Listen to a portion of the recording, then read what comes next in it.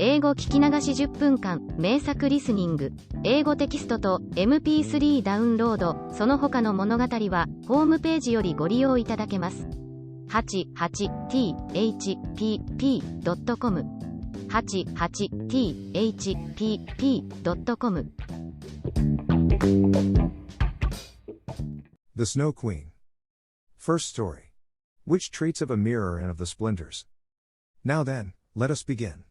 When we are at the end of the story, we shall know more than we know now, but to begin.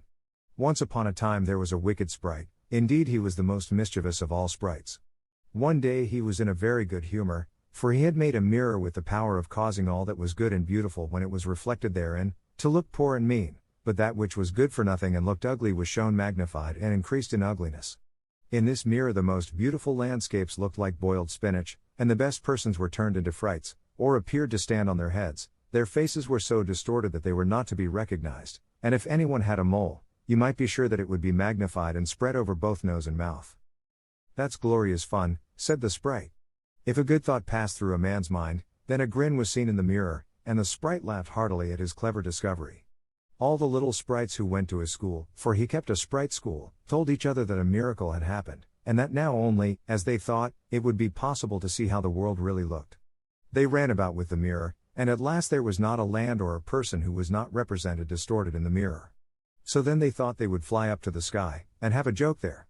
The higher they flew with the mirror, the more terribly it grinned, they could hardly hold it fast. Higher and higher still they flew, nearer and nearer to the stars, when suddenly the mirror shook so terribly with grinning, that it flew out of their hands and fell to the earth, where it was dashed in 100,000,000 and more pieces. And now it worked much more evil than before, for some of these pieces were hardly so large as a grain of sand, and they flew about in the wide world, and when they got into people's eyes, there they stayed, and then people saw everything perverted, or only had an eye for that which was evil. This happened because the very smallest bit had the same power which the whole mirror had possessed. Some persons even got a splinter in their heart, and then it made one shudder, for their heart became like a lump of ice. Some of the broken pieces were so large that they were used for window panes, through which one could not see one's friends. Other pieces were put in spectacles, and that was a sad affair when people put on their glasses to see well and rightly. Then the wicked sprite laughed till he almost choked, for all this tickled his fancy. The fine splinter still flew about in the air, and now we shall hear what happened next. Second story. A little boy and a little girl. In a large town, where there are so many houses, and so many people, that there is no roof left for everybody to have a little garden, and where, on this account, most persons are obliged to content themselves with flowers in pots, there lived two little children, who had a garden somewhat larger than a flower pot. They were not brother and sister, but they cared for each other as much as if they were. Their parents lived exactly opposite. They inhabited two garrets, and where the roof of the one house joined that of the other, and the gutter ran along the extreme end of it, there was to each house a small window. One needed only to step over the gutter to get from one window to the other. The children's parents had large wooden boxes there, in which vegetables for the kitchen were planted, and little rose trees besides. There was a rose in each box, and they grew splendidly. They now thought of placing the boxes across the gutter, so that they nearly reached from one window to the other, and looked just like two walls of flowers. The tendrils of the peas hung down over the boxes, and the rose trees shot up long branches, twined round the windows, and then bent towards each other. It was almost like a triumphant arch of foliage and flowers. The boxes were very high, and the children knew that they must not creep over them, so they often obtained permission to get out of the windows to each other, and to sit on their little stools among the roses, where they could play delightfully. In winter there was an end of this pleasure. The windows were often frozen over, but then they heated copper farthings on the stove, and laid the hot farthing on the window pane, and then they had a capital peephole, quite nicely rounded, and out of each peeped a gentle friendly eye. It was the little boy and the little girl who were looking out. His name was Kay, hers was Gerda. In summer, with one jump, they could get to each other, but in winter they were obliged first to go down the long stairs, and then up the long stairs again, and out of doors there was quite a snowstorm. "It is the white bees that are swarming," said Kay's old grandmother. "Do the white bees choose a queen?" asked the little boy, for he knew that the honeybees always have one. "Yes," said the grandmother, "she flies where the swarm hangs in the thickest clusters. She is the largest of all, and she can never remain quietly on the earth, but goes up again into the black clouds. Many a winter's night she flies through the streets of the town, and peeps in at the windows, and they then freeze in so wondrous a manner that they look like flowers."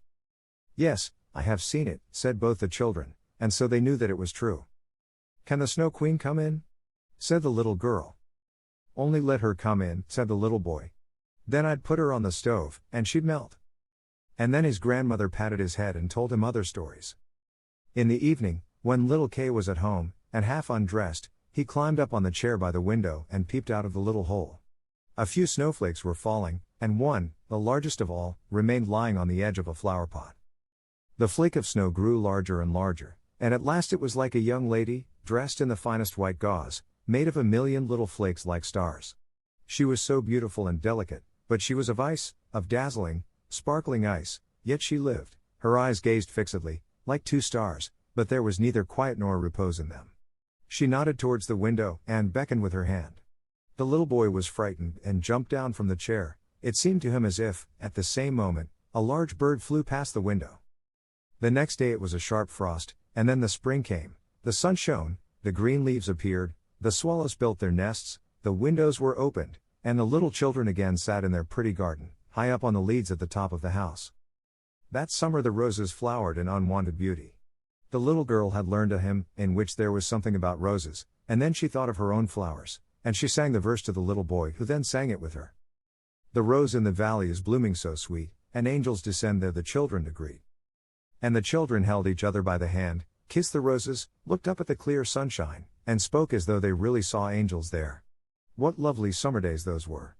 How delightful to be out in the air, near the fresh rose bushes, that seem as if they would never finish blossoming. Kay and Gerda looked at the picture book full of beasts and of birds, and it was then, the clock in the church tower was just striking 5, that Kay said, "Oh, I feel such a sharp pain in my heart, and now something has got into my eye." The little girl put her arms around his neck. He winked his eyes, now there was nothing to be seen. "I think it is out now," said he, but it was not. It was just one of those pieces of glass from the magic mirror that had got into his eye, and poor Kay had got another piece right in his heart. "It will soon become like ice." It did not hurt any longer, but there it was. "What are you crying for?" asked he. "You look so ugly." "There's nothing the matter with me." "Ah," said he at once, "that rose is cankered. And look, this one is quite crooked. After all, these roses are very ugly. They are just like the box they are planted in." And then he gave the box a good kick with his foot, and pulled both the roses up. "What are you doing?" cried the little girl, and as he perceived her fright, he pulled up another rose, got in at the window, and hastened off from dear little Gerda. Afterwards, when she brought her picture book, he asked, "What horrid beasts have you there?" And if his grandmother told them stories, he always interrupted her. Besides, if he could manage it, he would get behind her, put on her spectacles, and imitate her way of speaking. He copied all her ways, and then everybody laughed at him. He was soon able to imitate the gait and manner of everyone in the street. Everything that was peculiar and displeasing in them, that Kay knew how to imitate, and at such times all the people said, "The boy is certainly very clever." But it was the glass he had got in his eye, the glass that was sticking in his heart, which made him tease even little Gerda, whose whole soul was devoted to him. His games now were quite different to what they had formerly been, they were so very knowing. One winter's day, when the flakes of snow were flying about, he spread the skirts of his blue coat, and caught the snow as it fell. "Look through this glass, Gerda," said he. And every flake seemed larger and appeared like a magnificent flower, or beautiful star. It was splendid to look at. "Look, how clever," said Kay. "That's much more interesting than real flowers. They are as exact as possible. There is not a fault in them, if they did not melt." It was not long after this, that Kay came one day with large gloves on, and his little sledge at his back, and bawled right into Gerda's ears, "I have permission to go out into the square where the others are playing," and off he was in a moment. There, in the marketplace, some of the boldest of the boys used to tie their sledges to the carts as they passed by, and so they were pulled along, and got a good ride. It was so capital. Just as they were in the very height of their amusement, a large sledge passed by. It was painted quite white, and there was someone in it wrapped up in a rough white mantle of fur, with a rough white fur cap on his head. The sledge drove round the square twice, and Kay tied on his sledge as quickly as he could, and off he drove with it. On they went quicker and quicker into the next street, and the person who drove turned round to Kay, and nodded to him in a friendly manner, just as if they knew each other. Every time he was going to untie his sledge, the person nodded to him, and then Kay sat quiet, and so on they went till they came outside the gates of the town. Then the snow began to fall so thickly that the little boy could not see an arm's length before him, but still on he went, when suddenly he let go the string he held in his hand in order to get loose from the sledge, but it was of no use. Still the little vehicle rushed on with the quickness of the wind. He then cried as loud as he could, but no one heard him. The snow drifted and the sledge flew on, and sometimes it gave a jerk as though they were driving over hedges and ditches. He was quite frightened, and he tried to repeat the Lord's Prayer, but all he could do, he was only able to remember the multiplication table. The snowflakes grew larger and larger, till at last they looked just like great white fowls. Suddenly they flew on one side, the large sledge stopped, and the person who drove rose up. It was a lady, her cloak and cap were of snow. She was tall and of slender figure, and of a dazzling whiteness. It was the Snow Queen.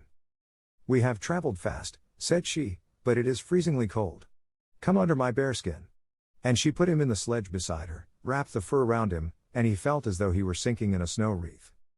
"Are you still cold?" asked she, and then she kissed his forehead. Ah!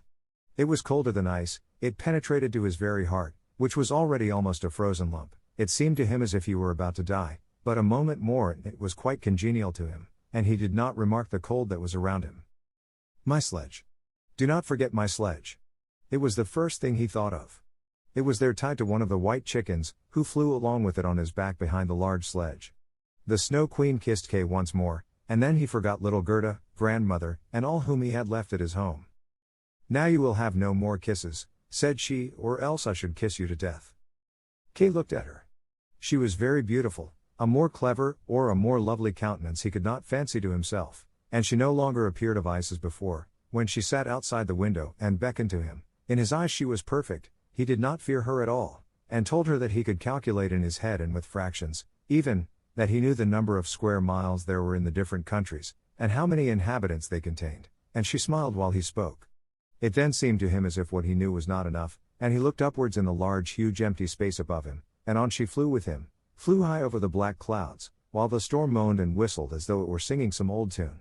On they flew over woods and lakes, over seas and many lands, and beneath them the chilling storm rushed fast, the wolves howled, the snow crackled, above them flew large screaming crows, but higher up appeared the moon, quite large and bright, and it was on it that Kay gazed during the long, long winter's night, while by day he slept at the feet of the Snow Queen. Third story. Of the flower garden at the old woman's who understood witchcraft. But what became of little Gerda when Kay did not return? Where could he be? Nobody knew, nobody could give any intelligence. All the boys knew was, that they had seen him tie his sledge to another large and splendid one, which drove down the street and out of the town. Nobody knew where he was, many sad tears were shed, and little Gerda wept long and bitterly. At last she said he must be dead, that he had been drowned in the river which flowed close to the town. Oh! Those were very long and dismal winter evenings. At last spring came, with its warm sunshine. "Kay is dead and gone," said little Gerda. "That I don't believe," said the sunshine. "Kay is dead and gone," said she to the swallows. "That I don't believe," said they, and at last little Gerda did not think so any longer either.